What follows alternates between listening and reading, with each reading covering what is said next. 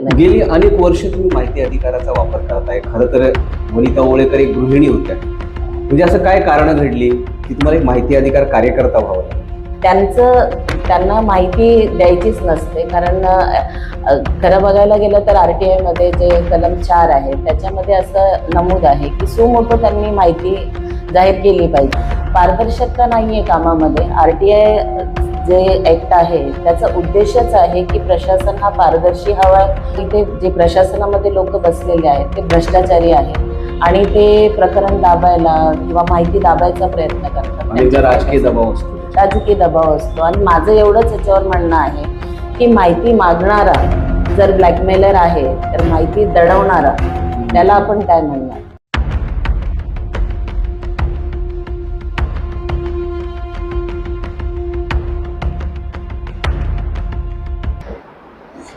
नमस्कार, मी आहे प्रफुल्ल केदारे. आपण पाहत आहात मीडिया भारत न्यूज. सध्या देशभरात विद्यार्थी आंदोलनाने जोर धरलेला आहे. पेपर फुटीचा असंतोष हा प्रचंड मोठ्या प्रमाणात जागतिक पातळीवर दिसून येतोय. याच्या मागची कारणं अशी आहेत की सरकारमध्ये अनेक अशी ध्येय धोरणं असतात, त्यांचे निर्णय असतात की जी पारदर्शकता न बाळगता समाजापर्यंत लोकांपर्यंत येत नाही. अशा वेळी जनतेला किंवा सामान्य माणसाला आधार घ्यावा लागतो तो माहिती अधिकाराचा.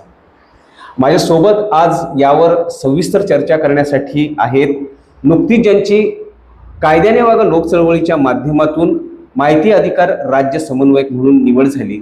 माझ्यासोबत आहेत ॲडव्होकेट वनिता ओळेकर. खूप खूप अभिनंदन, खूप खूप स्वागत आपलं. सुरुवातच इथून करतो की माहिती अधिकाराचा वापर करता करता तुम्ही म्हणजे अनेक खाचखळगे आता माहिती पडलेत आणि कायद्याने वागा लोक चळवळीची जबाबदारी तुमच्या खांद्यावर आलेली आहे की पूर्ण आता राज्याचं समन्वयक म्हणून तुम्हाला साधायचं आहे. पहिली प्रतिक्रिया काय? निश्चितच या जबाबदारीचा मला आनंद आहे, पण एक दडपण पण आहे की ही खूप मोठी जबाबदारी आहे हे मला माहीत आहे. काही दिवसांपूर्वी राज सरांनी मला एक माहिती अधिकाराशी संबंधित पुस्तक दिलं होतं वाचायला. जे माहिती अधिकार जेव्हा अस्तित्वात आला होता तेव्हाचे जे माहिती अधिकार आयुक्त होते, भारताचे प्रथम आयुक्त, त्यांचं ते लिहिलेलं पुस्तक होतं, शैलेश गांधी यांचं. आणि ते मला वारंवार विचारायचे याबाबत की तुम्ही ते पुस्तक वाचलंय का. तेव्हा मला जरा ही कल्पना नव्हती की त्यांच्या मनात काय चाललंय, असं काही असेल. हो. नंतर मग त्यांनी वारंवार मला विचारत होते की ते झालंय का वाचून. तर म्हटलं हो, ते पुस्तक इंटरेस्टिंग आहे अर्थातच. आणि त्यानंतर मग मला ही नेमणूक व्हायच्या 2 दिवसा अगोदर त्यांनी मला हे सांगितलं की असं त्यांच्या मनात चाललंय. तर निश्चितच आनंद आहे आणि या पदाला मी योग्य तो न्याय देईल त्याचा पूर्ण प्रयत्न. गेली अनेक वर्ष तुम्ही माहिती अधिकाराचा वापर करताय. खरं तर वनिता ओळेकर एक गृहिणी होत्या. म्हणजे असं काय कारण घडली की तुम्हाला एक माहिती अधिकार कार्यकर्ता व्हावं लागलं? हे काम मी एक कार्यकर्ता किंवा असं चळवळीचे म्हणजे एक भाग म्हणून केलेलं नव्हतं सुरुवातीला. माझे काही वैयक्तिक प्रकरण होते ज्याच्यामध्ये मी अनेक म्हणजे डिपार्टमेंटशी मी पत्रव्यवहार करत होते, माहिती अधिकार टाकत होते. तेव्हा मला बेसिक माहिती होती, पण असं एकदम म्हणजे माहिती अधिकार नक्की काय असतं, त्याचं असं काही फॉर्मॅट असतं का, त्याचं म्हणजे ते कसं लिहिलं जातं, कसे मांडणी केली जाते, तेवढं मला आधी माहिती नव्हती. पण हळूहळू जसं मी या प्रकरणामध्ये पुढे वाढत गेले तर या प्रवासामध्ये मला अनेक गोष्टी शिकायला भेटल्या, अनेक लोकांचे मला याच्यामध्ये मार्गदर्शन भेटले. अशा प्रकारे ही सुरुवात झाली. पण हे माहिती अधिकाराच्या छोट्या छोट्या गोष्टी असतील किंवा तरतुदी असतील, नियम असतील, त्याचे कायदे असतील, हे नेमकं शिकलात कुठून, कसं काय हे प्राप्त केलं तुम्ही? हे असं कुठून शिकले नाही. हे जे जसं मी सांगितलं, हा जो माझा संपूर्ण प्रवास होता त्यामध्ये अनेक चुका पण झाल्या, अनेक वेळा माझे अर्ज नाकारण्यात आले. तर तेव्हा मी मग त्या कायद्याला मी स्टडी केलं की नक्की का अर्ज नाकारले जातात, कशा प्रकारे त्याला प्रेझेंट केलं जातं. आणि मग नंतर माझ्या लक्षात आलं की हे अशा प्रकारे माहिती मागितली जाते, प्रश्नार्थक वाक्य नको आहेत किंवा एखाद्याची पर्सनल माहिती असेल तर त्याचे उत्तर आपल्याला मिळत नाहीत. तर अशा प्रकारे मी वाचन केलं, पुस्तकं वाचले, अनेक लोकांची मी मदत घेतली. पण एवढ्या ह्या प्रवासामध्ये तुम्हाला प्रशासनाचा काय अनुभव आला? म्हणजे वेळ काढूपणा असेल, दिरंगाई असेल, मनस्ताप असेल, अपमान असेल, प्रशासनाकडनं नेमके असे कोणते अनुभव मिळाले? असे एकूण सगळेच अनुभव मला आलेले आहेत. कारण प्रशासन त्यांना माहिती द्यायचीच नसते. कारण खरं बघायला गेलं तर RTI मध्ये जे कलम 4 आहे त्याच्यामध्ये असं नमूद आहे की सुमोटो त्यांनी माहिती जाहीर केली पाहिजे त्यांच्या जे संकेतस्थळ आहेत त्याच्यावर.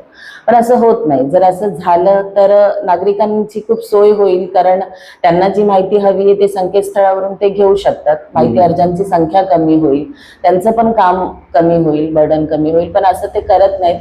पारदर्शकता नाहीये कामामध्ये. RTI जे ऍक्ट आहे त्याचा उद्देशच आहे की प्रशासन हा पारदर्शी हवाय, सर्वसामान्यांना माहिती सहज मिळाली पाहिजे. त्याच्यासाठी त्यांनी अनावश्यक पेपरवर्क करावा, पैसे खर्च करावे, त्यांना मानसिक त्रास होतो, फेऱ्या माराव्या लागतात आणि तरीही उत्तरं मिळत नाहीत.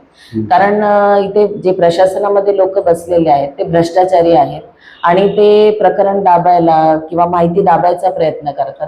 राजकीय दबाव असतो. राजकीय दबाव असतो. अनेक वेळा काही जे बड्या नेत्यांचे जे कार्यकर्ते असतात, त्यांचे जे चमचे बोलू शकतो आपण, हे असतात, त्यांची माहिती ते देत नाहीत, उघड करत नाहीत आणि त्यामुळे खूप त्रास होतो नागरिकांना. पण म्हणजे 30 दिवसात माहिती मिळावी, त्यानंतर प्रथम अपील, द्वितीय अपील, हे कसं काय, हा प्रवास कसा असतो सर्वसामान्यांना, तो कसा तुम्ही पटवून सांगा? खरं तर 30 दिवसाची जी मर्यादा आहे ती म्हणजे मॅक्सिमम लिमिट आहे 30 दिवस. पण जी माहिती उपलब्ध आहे त्यांच्या अभिलेखात जी उपलब्ध आहे ती त्यांना दुसऱ्या दिवशी पण ते देऊ शकतात. कारण त्यांना माहिती क्रिएट करायची नाहीये, त्यांच्याकडे जे उपलब्ध आहे तेच त्यांना द्यायचंय.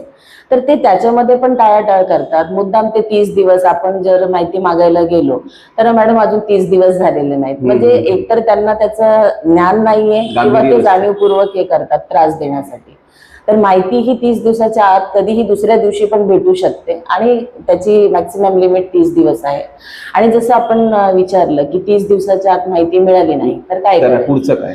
तर त्याच्यासाठी त्यांना प्रथम अपीलला जाता येतं. म्हणजे त्याच डिपार्टमेंटचे जे हेड असतात त्यांच्याकडे आपण त्या जनमाहिती अधिकारी जे आहेत त्यांच्या विरुद्ध आपण अपील टाकू शकतो की ह्यांनी आम्हाला वेळेत माहिती दिलेली नाही. आणि पुढे बघायला गेलं तर त्याच्यानंतर जरी आपल्याला त्या प्रथम अपीलमध्ये पण माहिती मिळाली नाही तर त्याच्या 45 दिवसाच्या आत आपल्याला द्वितीय अपीलसाठी आपण जाऊ शकतो. पण द्वितीय अपील जेव्हा आपण करतो, कोकण विभागीय आयुक्त असतील तर तिथे तरी आपल्याला न्याय मिळतो का? न्याय मिळतोच असं नाहीये. ऍक्च्युली माझं असं मानणं आहे की न्याय हा वेळेवर मिळाला पाहिजे. उशिरा मिळालेला न्याय हा अन्यायच असतो. बरोबर. तिथे इतक्या हिअरिंग पेंडिंग आहेत की 2-2, 3-3 वर्षानंतर आपली सुनावणी लागते. कित्येक वेळा मला तर वाटतं ते तक्रारदार जिवंत पण राहत नसतील त्यांची सुनावणी येईपर्यंत. तर ते न्याय मिळतो असं आपण बोलू शकत नाही 100%. पण अनेकदा काय होतं की आपण एका वेगळ्या उद्देशाने या माहिती अधिकाराचा वापर करत असतो, तो अधिकार बजावत असतो. पण ह्या प्रशासन असेल किंवा लोकप्रतिनिधी असतील किंवा ज्यांच्या प्रति तुम्ही माहिती मागवलेली आहे ते तुम्हाला कुठेतरी डॅमेज करण्याचा प्रयत्न करतात, तुमच्यावर ब्लॅकमेलिंगचे आरोप करतात, तुमच्यावर पैसे मागण्याचा आरोप करतात, काही करतात. मग अशा वेळी मनोबल खचतं का? जे खरे माहिती म्हणजे जे माहिती मागवायची ज्यांना असतील असे, मला त्याच्याबद्दल माहित नाही. पण माझं एवढंच याच्यावर म्हणणं आहे की माहिती मागणारा जर ब्लॅकमेलर आहे तर माहिती दडवणारा त्याला आपण काय म्हणणार? कारण ते जर माहिती लपवतायत तर त्याच्या मागे नक्कीच काहीतरी काळाभेऱ्या असेल. कारण माहिती लपवणं हे त्यांचं काम नाहीये. त्यांच्याकडे जी माहिती उपलब्ध आहे त्यांनी द्यावी. आणि ब्लॅकमेलिंग केव्हा होते? जेव्हा समोरचा व्यक्ती चुकीचा असतो. ती माहिती लपवण्याच्या मागे काहीतरी कारणच असणार. जर आम्ही माहिती टाकून जर एखाद्याला ब्लॅकमेल करतोय तर हे माहिती न देण्यासाठी पण समोरच्यांकडून पैसे खात असतील. हो, पारदर्शक व्यवहार पाहिजे ना. ते माहिती लपवतायत म्हणजे ते स्वतः ब्लॅकमेलर नाही बोलू शकत, पण मग ते काय आहेत? लोकशाहीचं ते गळा दाबतात आहे ना. आता कायद्याने वागाने तुमच्या खांद्यावर मोठी जबाबदारी दिलेली आहे की महाराष्ट्र राज्याच्या पूर्ण माहिती अधिकारांचा कार्यकर्ते असतील त्यांचं समन्वय साधणं, त्यांना मार्गदर्शन करणं, पुढचं नियोजन कसं असणार आहे? माहिती अधिकार कलम 4 मध्ये अशी स्पष्ट तरतूद आहे की जे काही इंटरनल माहिती आहे ती शासनाने त्यांच्या संकेतस्थळावर उपलब्ध करून द्यायला हवी, जेणेकरून नागरिकांना घर बसल्या त्यांना जी माहिती हवी ती त्यांना उपलब्ध होईल. आणि दुसरं म्हणजे एक असं म्हणजे आदेश देखील आहे शासनाचा की प्रत्येक आठवड्याच्या सोमवारी जर सोमवारी सुट्टी असेल तर त्याच्या पुढच्या वर्किंग डेला त्यांना अभिलेख उपलब्ध करून द्यावा, जेणेकरून त्यांना जे काही फाईलमध्ये त्यांना माहिती हवी आहे, त्यांना बघायची असेल तर ते त्यांना अवलोकन करण्याची मुभा देण्यात यावी.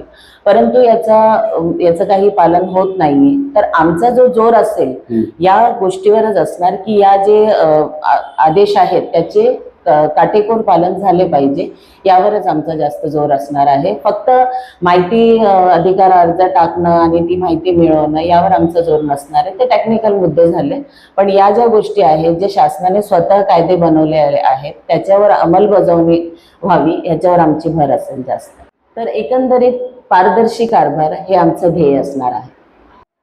तर या आहेत ॲडव्होकेट वनिता ओवळेकर, ज्यांनी आता कायद्याने वागा लोकचळवळीच्या माध्यमातून महाराष्ट्रातील अशा माहितीचा अधिकार वापरणाऱ्यांसाठी मार्गदर्शनाचा विडा उचललाय. खरं तर त्यांची अशी अपेक्षा आहे की माहितीचा अधिकार हा वापरण्याची वेळच येऊ नये, जेणेकरून लोकांचाही वेळ वाचावा.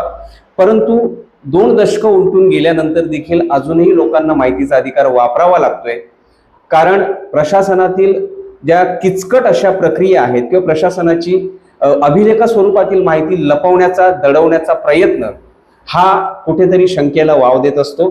त्यामुळे सर्वसामान्य माणसांना अशा माहिती अधिकाराच्या माध्यमातून वेगवेगळ्या ठिकाणी खेटा घालाव्या लागतात.